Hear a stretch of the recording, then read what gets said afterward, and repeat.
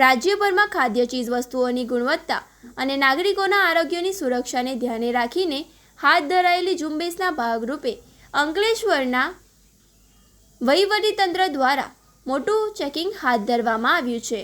Food and drugs વિભાગ બાદ હવે તાલુકા વહીવટીતંત્ર પણ એક્શન મોડમાં આવ્યું છે. પ્રાંત અધિકારી ભવદીપસિંહ જાડેજાના માર્ગદર્શન હેઠળ ઉચ્ચ અધિકારીઓની સંયુક્ત ટીમે જીઆઈડીસી અને નેશનલ હાઈવે પર આવેલી હોટલો, મીઠાઈ ફરસાણની દુકાનો અને ખાદ્ય સામગ્રીના વેપારી એકમોમાં અચાનક દરોડા પાડ્યા હતા. તંત્રની ટીમે ખાસ કરીને હોટલો અને રેસ્ટોરન્ટના રસોડા અને સ્ટોરેજ રૂમની ઝીણવટભરી તપાસ કરી હતી. મામલતદારની ટીમે કુલ 4 હોટલોમાં ચેકિંગ હાથ ધર્યું હતું, જેમાં નેશનલ હાઈવે પર અમૃતપરા નજીક આવેલી બેન્સન હોટલમાં ભારે અસ્વચ્છતા અને ગંદકી જોવા મળતા અધિકારીઓએ સ્થળ પર જ હોટલને સીલ કરી દીધી હતી.